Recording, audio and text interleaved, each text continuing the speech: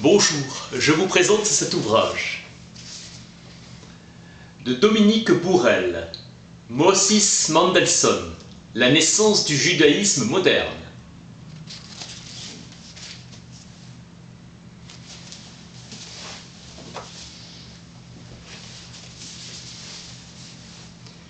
Pivot des Lumières allemandes, soucieux de réconcilier la foi et la raison, immortalité de l'âme.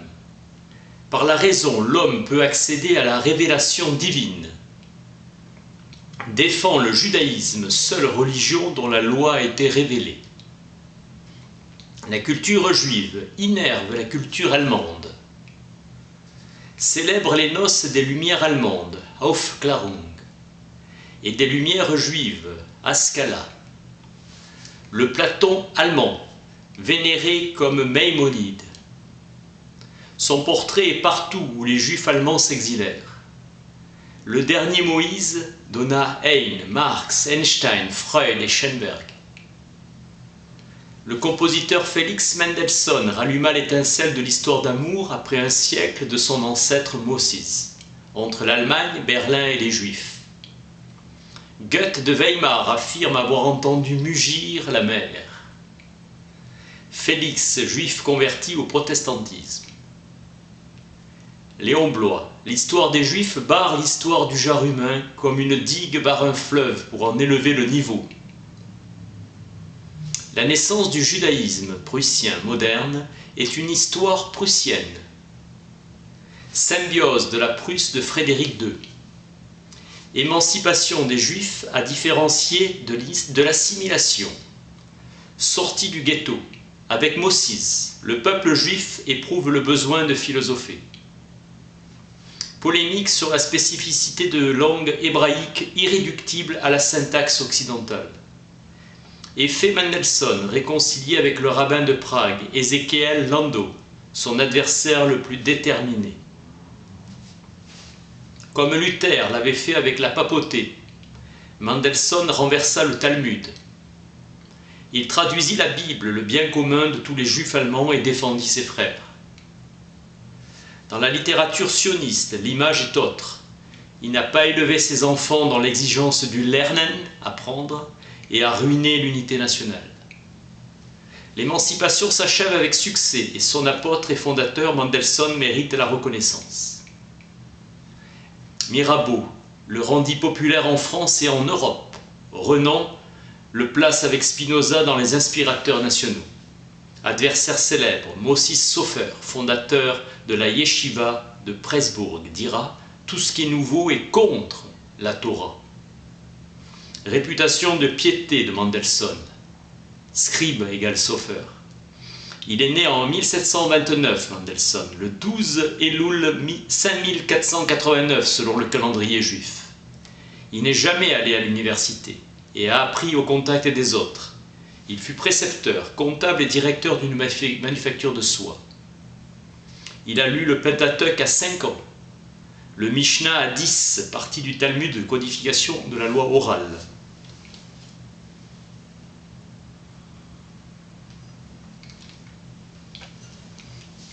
Le Guémara à 15 ans, autre partie du Talmud. Il a eu un sort favorable, c'est l'époque où les premiers juifs entrent à l'université allemande. Le petit Moses étudie la Bible, le Talmud et la philosophie. Maïmonide eut une influence déterminante sur lui. Traduction de l'arabe par Moïse ibn Thibon, puis il lit Leibniz. Il arrive à Berlin en 1743, qui se métamorphosera sous le règne de Frédéric II. 100 000 habitants. Berlin deviendra une des plus belles villes d'Europe. 1850 juifs y vivent. Ils passeront à 3842 âmes. Frédéric Nicolai sera un autre Aufklärung berlinois, francophile, lit de Frédéric II. Les Huguenots sont très actifs dans l'industrie et les activités intellectuelles. 5 à 7 000 Français y vivent, depuis la Révocation. Les familles juives aisées sont à 80% des commerçants. En 1753, Mendelssohn publie et prend la défense des Juifs. Le texte mentionne les conditions des Juifs en Europe et le fait qu'ils sont méprisés. Isaac de Pinto défendra les Juifs contre Voltaire dans son apologie pour la nation juive. Hume est très lu. Kant inaugure son enseignement à Königsberg.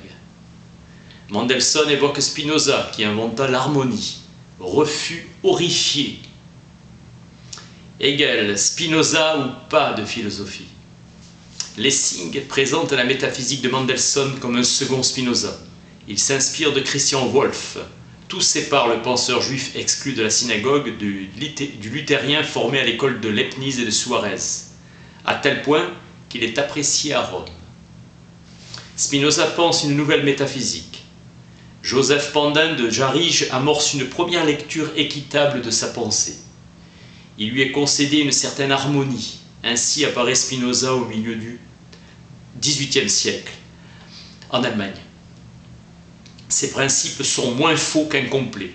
Leibniz est le plus grand des philosophes et le plus prudent. Mendelssohn ne fait aucun usage des monades, pourtant la chose y est, atome et substance. Séparation radicale de Spinoza entre le corps et l'âme. Pour Spinoza, aucune énigme est à résoudre. Lessing. Le corps est l'objet de l'âme, donc les changements de l'un se retrouvent dans l'autre. Il fut le héros de la transition du cartésianisme au leibnizianisme. Sans Spinoza, la philosophie n'aurait jamais pu étendre aussi loin ses frontières. C'est un levain pour la philosophie. Entre lui et la vérité, il n'y avait qu'un petit pas. La véritable liberté est harmonie. Selon Alexander Baumgarten, un poème est un discours sensible parfait. Ce sentiment humain qu'est la pitié que Rousseau accorde au sauvage, privé de toutes les capacités intellectuelles. Il aime son prochain. Thèse selon laquelle la vie sociale atrophierait les fonctions de l'homme, selon Wolff. Ni le sauvage ni le sensuel ne sont à imiter. Ils représentent deux extrêmes dont une seule fois on a trouvé le milieu, Socrate. Mendelssohn traduit Yehuda Halevi, 1075-1141, médecin tolédan et philosophe, puis poète, juif habité par l'idée de revenir à Jérusalem malgré les croisés. Puis il traduit Hédaïa de Béziers, 1270-1340, philosophe et poète. Mendelssohn est le meilleur critique littéraire de son temps. Les rédacteurs étaient anonymes et les journaux cherchaient à percer leurs identités. Prétexte à la première grande publication de Herder, à Riga, 1767. Dans un dialogue fictif avec un savant juif, il réaffirme « Le Talmud est la quintessence de toutes nos lois, mœurs et habitudes, de nos croyances et de nos sagesses. » Hannah Arendt s'est trompée en affirmant que l'engagement public de Mendelssohn en faveur du judaïsme avait été provoqué par l'affaire Lavater en 1769.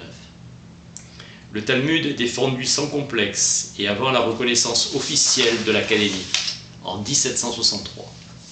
Comment refuser une perfection au plus haut, Dieu, alors que nous l'admirons chez nos gouvernants? La Providence agit selon les lois universelles qui s'accordent au bien de la totalité, mais non avec chaque chose particulière. C'est du Malebranche. La Providence ne s'intéresse pas tant à l'individu qu'à l'espèce. Les pires maux qui surviennent sur Terre ne détruisent pas l'ordre du tout, l'univers, sinon le Tout-Puissant les ferait cesser. C'est du Leibniz. Beaucoup de disciples du grand Wolff, qui voulaient être des métaphysiciens professionnels, portent une part de responsabilité dans l'effondrement de la métaphysique.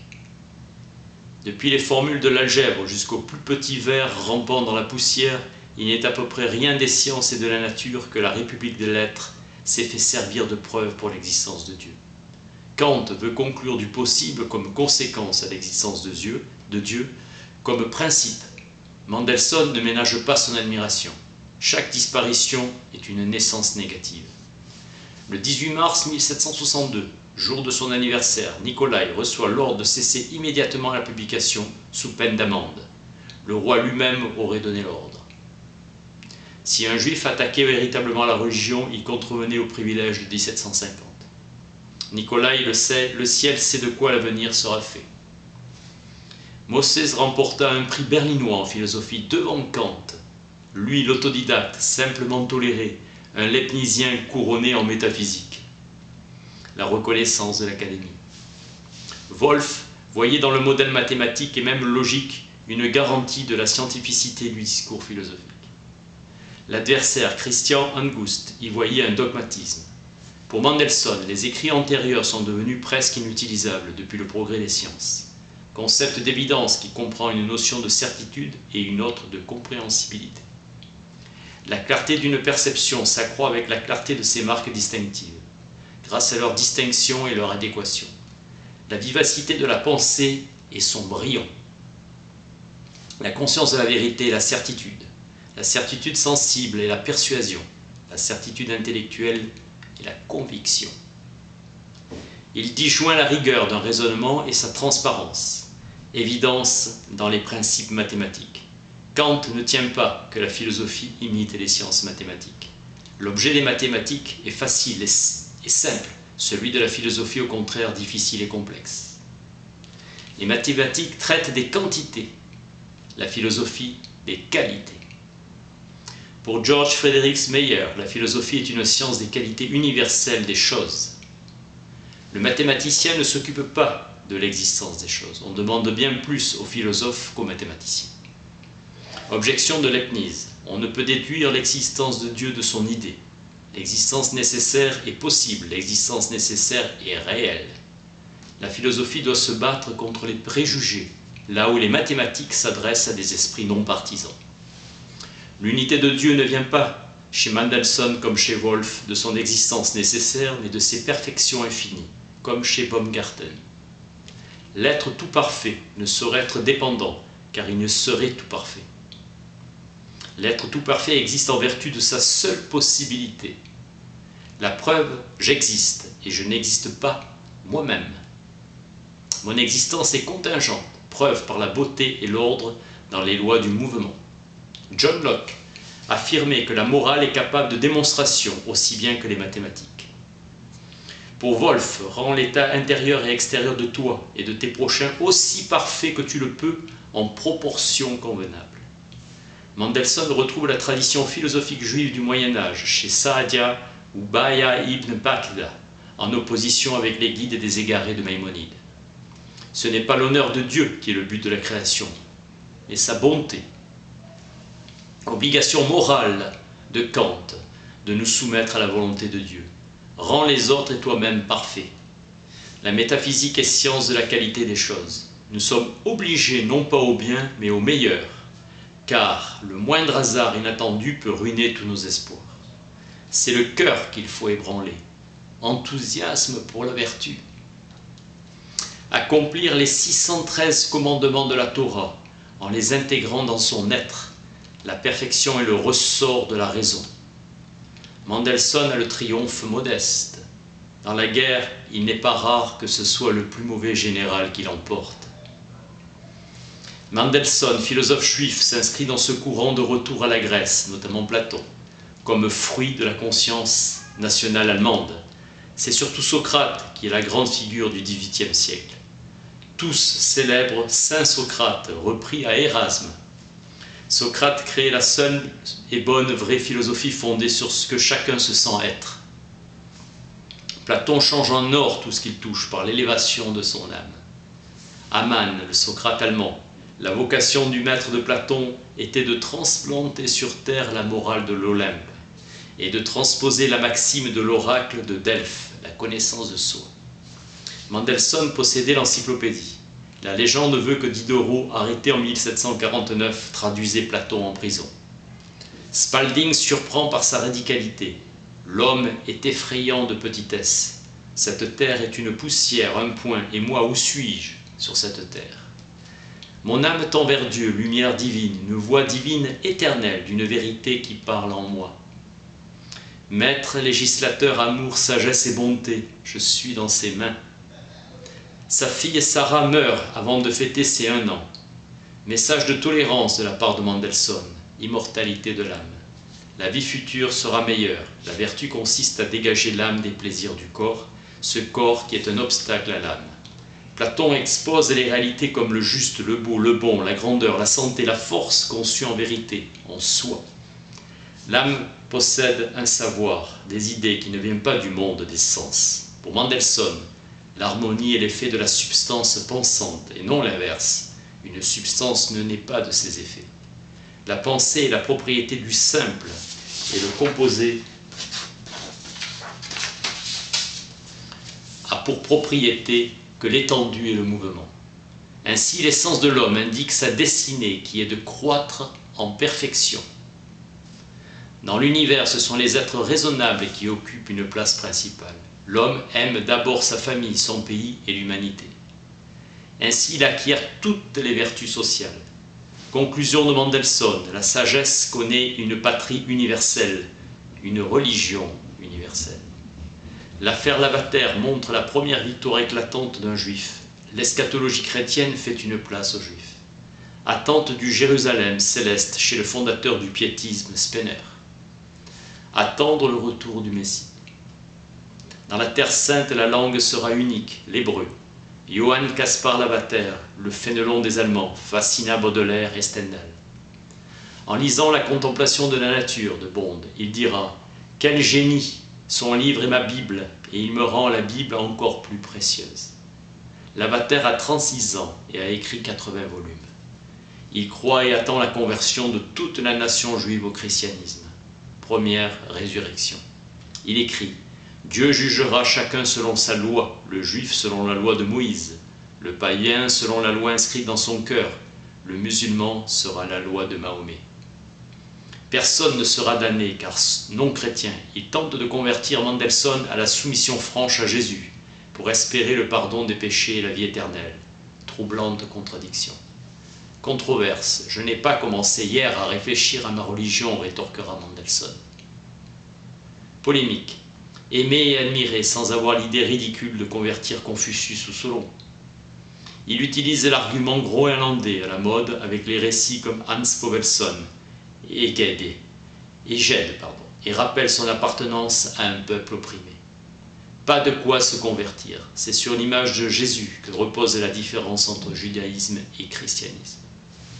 Dès le IIIe siècle, les Amoraïm polémiquent avec cette figure des chrétiens. Le Moyen-Âge continuera cette tradition. Pour les chrétiens, la croyance en la divinité est centrale. Pour le judaïsme, c'est un faux messie. Le livre de l'Alliance de Joseph Kimchi est le premier traité juif antichrétien, XIIe siècle. Combativité du judaïsme passé sous silence. Les juifs refusent la circoncision à ceux qui ne pratiquent pas les mitzvot. Paul a circoncis Timothée. Aucune condamnation des chrétiens, leur paix sera notre paix, nous devons prier pour leur bien-être. Mendelssohn cite Maïmonide, suivre le droit, ne pas blasphémer, pas de culte aux idoles, ne pas voler, ne pas répandre le sang, ne pas forniquer, ne pas consommer le membre d'un animal vivant. Ces commandements sont révélés. Pour Mendelssohn comme pour Spinoza, les lois noachiques sont quasi identiques avec le droit naturel. Contrairement à ce que pensait Maïmonide, le christianisme pense que les miracles sont des signes infaillibles de vérité. Du temps de l'ancienne loi, non, il y a de faux prophètes qui font des miracles, même Jésus de Nazareth le reconnaît. Les miracles sont trompeurs, rien de tel avec Moïse. La mission a vu de ses propres yeux la grande apparition divine. Moïse interprète, a entendu de ses oreilles. Tous les Israélites ont été témoins oculaires et auriculaires de la vocation de leur prophète. Aucun miracle ne peut donner une certitude morale de la mission religieuse du prophète. Notre foi en une révélation se fonde sur une législation et non sur des miracles. Dans quel monde bienheureux vivrions-nous si tous les hommes acceptaient et vivaient selon les saintes vérités que partagent les meilleurs juifs avec les meilleurs chrétiens? Johann Balthasar Kolbele montre que les juifs possèdent aussi des capacités humaines, mais déplorons qu'ils ne soient pas chrétiens. Mendelssohn reste juif. Hamann et Herder auraient souhaité qu'il donne ses raisons philosophiques d'adhésion au judaïsme. Herder, ne dites pas pourquoi vous ne devenez pas chrétien, mais pourquoi vous restez juif. Un tiers de la communauté juive en 50 ans connaîtra la fameuse épidémie de baptême et frappera le judaïsme berlinois. Depuis l'affaire Lavater jusqu'en 1805, avec des femmes qui se convertissent 2 fois plus. Un faux pas de Lofglarung vis-à-vis de Mendelssohn fut sa non-élection à l'Académie de Berlin, au sein duquel il remporta un prix devant Kant. Les acteurs de cette académie étaient Maupertuis, Euler et d'Alembert. Il fut proposé au roi, le juif Mossis, pour la place de membre ordinaire de la classe de philosophie spéculative, sans pension. Les académiciens eux-mêmes se sont auto-censurés. Frédéric était révolté de l'idée d'accepter un juif, et il craignait qu'on voie un sarcasme ou une irrévérence en Russie ou dans d'autres cours de l'Europe. Christian Wilhelm Dohm écrit un article traitant des Hébreux, des Turcs et des Indiens. Il est difficile de déterminer le caractère d'un peuple, surtout qui vit partout où on le connaît dans l'oppression, et on peut exprimer son caractère. Le comté de Lippe aurait bien voulu attirer plus de juifs afin de se développer, mais les villes de Lemgo et de Detmold tenaient à leur droit de les exclure. Le peuple juif fut toujours mêlé à d'autres nations. Il n'aurait pu être la nation la plus active de l'Orient si les Tartares et les Kalmuks ne les dépassaient pas en bravoure et courage, et les Chinois et les Arabes en finesse et habileté dans les sciences. Mais la nation juive dépasse toutes les autres lorsqu'il s'agit de bien se placer en toute situation avec souplesse, lorsqu'il en va de l'esprit d'intrigue et d'invention en affaires et dans le commerce, selon Dohm. Jean III Bernoulli, brillant rejeton d'une dynastie de savants dans laquelle le mérite supérieur est héréditaire. Cet enfant prodige fut élu à l'Académie à 19 ans comme membre ordinaire de la classe de mathématiques dont il sera le directeur grâce à d'Alembert. Dohm part du principe que la richesse d'un État se mesure au nombre de ses habitants. Il faut s'étonner que malgré le zèle pour augmenter la population, la plupart des États continuent à faire une exception en tendant à empêcher autant qu'il est possible la propagation des Juifs. Leur tort étant né juif, étant d'être né juif. Hors de la théologie et de la malveillance, rien ne peut justifier une telle conception. Le livre principal de la religion des Juifs, la loi de Moïse, est en vénération aussi chez les chrétiens, qui l'attribuent à une influence immédiate de la divinité. Les Juifs regardent leur loi comme la première et la plus parfaite de toutes, et ils sont d'autant plus attachés. Dans le Talmud, des passages prouvent que ce n'est pas un grand délit de tromper un homme étranger aux Israélites. Sophisme de rabbin. Chacune des religions se vante d'être la voie unique pour parvenir à la bienveillance de la divinité. Aucune religion ou une seule religion serait nuisible au vrai bien de l'État. Pour les Singh, le message est « le juif est plus homme encore qu'il est juif ». Pareil pour les Quakers ou les Anabaptistes, qui sont d'excellents citoyens.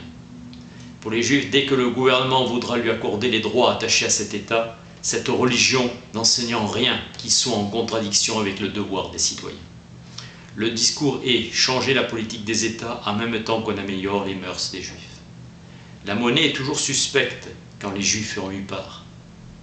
Se rappeler que la législation mosaïque fut bien la plus moderne de son époque. La formation morale des Juifs reçoit une influence très heureuse de leur liaison mutuelle plus étroite, mais penchant excessif de cette nation pour toute espèce de lucre, inclination pour l'usure. La passion du gain chez les Juifs, car le lucre est leur seul moyen de subsistance. Les Juifs chôment 2 jours dans une semaine, sabbat et dimanche. À cause du sabbat, ils ne peuvent faire de service militaire. Le changement de politique envers les Juifs mènera vers une métamorphose du judaïsme. Les États peuvent très bien gérer les minorités. Mirabeau est enthousiaste de la position de Dohm, qui a le mérite en tant que chrétien et fonctionnaire de faire entendre sa voix. Michaelis, malveillant, réfute en disant que les Juifs sont 25 fois plus délinquants que les Allemands. Pareil pour les Juifs déistes, car comment croire au serment d'un Juif qui mange du porc? En plus, la plupart des Juifs sont pauvres et ne risquent pas de rapporter de l'argent à l'État. Pour Michaelis, ils se marient plus jeunes et se reproduisent plus vite que les chrétiens. Si on laissait faire, l'Allemagne deviendra un État juif. Même peur ancestrale au XXe siècle. Le jour de sabbat, le juif ne peut que se défendre si une vie est en danger. Les utiliser comme colons, s'ils veulent la terre, ils devront se convertir, selon Michaelis. Accorder le droit de vivre selon leurs lois, mais pas celui de se faire enterrer vivant comme l'interprètent certains rabbins. Mendelssohn rejettera tous les projets destinés à faire revenir les Juifs en Palestine, le malentendu tragique judéo-allemand, et que les lois ne sont pas sur le même plan que les opinions. Le pasteur Schweger plaide la tolérance. Dohm, les Juifs restent des étrangers qui peuvent être protégés, mais non avoir des droits. Ils ne peuvent faire partie de notre société, tant qu'ils respectent une loi qui doit les constituer en nation autonome. Selon Dohm, un meilleur traitement des Juifs les incitera à devenir des libres disciples de la religion naturelle. Leur religion se modifiant petit à petit suffisamment pour perdre toute influence néfaste sur les rapports sociaux. Les chrétiens des premiers siècles conseillaient la désertion et refusaient la peine de mort aux criminels, et l'État s'en méfiait. Aujourd'hui, presque tous s'accordent avec un État, hormis quelques sectes. D'hommes appliquent le raisonnement au judaïsme. Les préjugés disparaîtront à mesure que les juifs deviendront membres de la société. Incompatibilité fondamentale entre les juifs et les métiers des armes. Sabbat, faible constitution, taux élevé de reproduction. Sur ce point, Mendelssohn est absolument limpide, car la partie doit être défendue. Chacun qui en a le devoir doit accourir. Les juifs ne peuvent pratiquer l'agriculture, ils ne sont pas assez forts physiquement. Serment des juifs qui ne les oblige nullement face aux chrétiens. Les avis divergent sur ce point. Dans la Jérusalem, Mendelssohn écrit un plaidoyer pour la tolérance. Il donne l'exemple de la Hollande qui parle en faveur de l'intégration des juifs. Ce sont les juifs qui ont transmis aux chrétiens la pratique du bannissement. L'allusion à Spinoza est transparente. Mendelssohn reprend la définition de l'État comme une société d'hommes constituée à une seule fin et conservée de promouvoir leurs biens civils, la vie et la liberté. L'intégrité du corps et sa protection contre la douleur, terre, argent et meubles. Selon Locke, l'État n'a pas à se soucier du bonheur éternel de ses sujets, mais seulement à veiller à la bonne marche de la société, le bonheur temporel. Pour Mendelssohn, béni soit l'État qui réussit à gouverner le peuple grâce à l'éducation. Rappelant que la bienveillance rend plus heureux que l'égoïsme. La principale charge de l'État est l'éducation.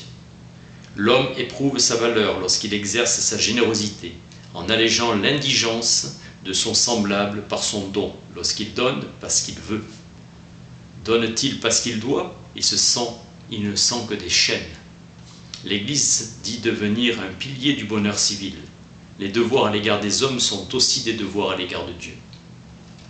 L'État doit se contenter de veiller de loin. Mission de favoriser la perfection et le bonheur des hommes. Les Israélites ont une législation divine, credo minimum. Loi, injonction, commandement, règle de vie.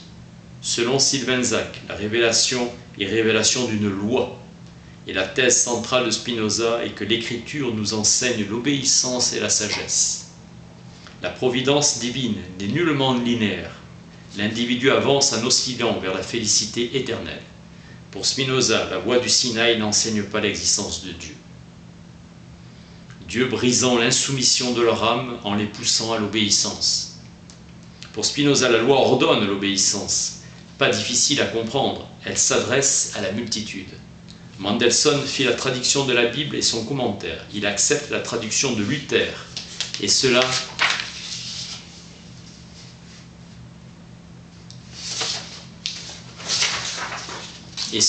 est une nouveauté pour un juif. Face aux attaques de ses détracteurs, il se dit peu sensible à la colère et à la contrariété, mais plutôt à l'amour et à l'amitié. Sa publication n'est pas un raz-de-marée comme la Bible de Luther au XVIe siècle ou celle des piétistes au XVIIIe, mais le choc est important, marquant la transformation d'une communauté. L'opposition des rabbins à l'égard de l'allemand va s'amenuiser en raison de sa généralisation et de son emploi dans les communautés juives. Les auteurs rappellent toujours que Spinoza a été le juif exclu de la synagogue. Jacobi était un adversaire virulent, intrigant, querelleur, camouflé dans le manteau de la philosophie, et finira par injurier la raison. Thèse de doctorat de Léo Strauss, et Schelling dira qu'il était une personnalité riche d'enseignement. En France, c'est le parent pauvre de l'historiographie, de l'idéalisme allemand. Mendelssohn, achevant sa traduction commentée de la Bible, devient une figure centrale du débat intellectuel à Berlin et en Prusse. Lessing, dans ses derniers jours, un spinoziste décidé. En forme, Lessing pouvait affirmer n'importe quoi, rien que pour stimuler un adversaire. Le système de Spinoza n'est pas aussi absurde qu'on le pense. Connaissez-vous quelque chose de mieux? Il n'y a pas d'autre philosophie que celle de Spinoza.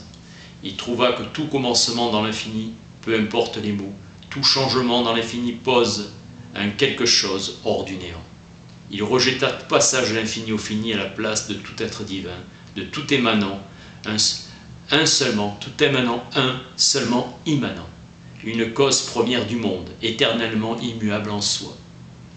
Pour Spinoza, l'intuition dépassait tout.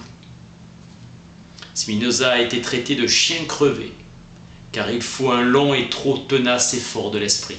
Il écrivait à la fin de sa vie « Je ne prétends pas avoir trouvé la philosophie la meilleure, mais je sais que j'ai connaissance de la vraie. » Si vous n'êtes pas spinoziste, il faut que dans votre philosophie, vous tourniez le dos à toute philosophie, selon Lessing. Avec Spinoza, on est convaincu que certaines choses ne peuvent s'expliquer, Jacobi. Le plus grand mérite du penseur est de dévoiler ce qui existe et de le révéler. L'explication est un moyen, sa fin dernière ne peut être expliquée, insoluble. Inappétence de la théologie luthérienne pour Spinoza. Spinoza croit en un en soi immanent. Dans la Kabbale, le en soi est absolument transcendant. Spinoza a peu d'estime pour la Kabbale. La doctrine de Spinoza est un athéisme, puisque Dieu est une nécessité naturelle aveugle. Pas de distinction entre panthéisme et panenthéisme, rôle primordial de l'entendement absolument infini. Le cogitatio attribue l'essentiel à la substance. C'est à cause de Spinoza que le luthérien, qui était Lessing, a cessé d'admettre la supériorité absolue de la morale chrétienne. Lessing, disciple de Spinoza. Pour Mendelssohn, Dieu est une sorte d'égoïsme infini, et le spinozisme un acomisme. L'homme est un esprit fini, extra-divin, doté d'une substance propre et d'une conscience propre. Le panthéisme dit « un est tout », et nous affirmons « Dieu est le monde, Dieu est aussi le monde ». L'infini a réalisé tout le fini, l'un a réalisé le multiple. Modestie de la reconnaissance des limites de la raison. Spinoza considère volonté et entendement comme une même chose. Mendelssohn meurt et Engel laisse la parole à Hertz. Notre Moïse mourut comme il avait vécu, doux et sage. Il est mort de la façon la plus noble, victime de son amitié avec Lessing, et mourut comme martyr de sa défense des droits opprimés de la raison, contre le fanatisme et la superstition. L'indiscrétion de Lavater porta le premier choc de sa vie, Jacobi acheva le travail. Les Allemands sont habitués à tout classifier. Le judaïsme n'est pas une religion révélée, mais une loi révélée.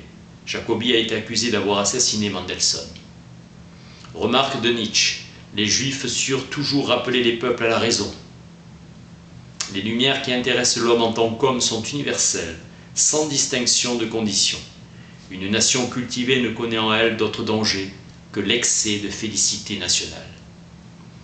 Mendelssohn fut l'homme d'une double félicité, à la pensée allemande et à la pensée juive, montrant la nécessité du métissage tant pour l'Europe que pour les Juifs. Il a fondé une homotimie, une égalité d'honneur entre l'Allemagne et le judaïsme, modernisant le judaïsme et l'Allemagne. Il fut un juif heureux, et pour cela, il nous est devenu si lointain.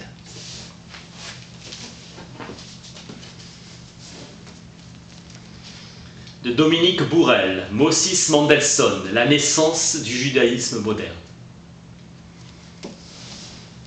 Merci.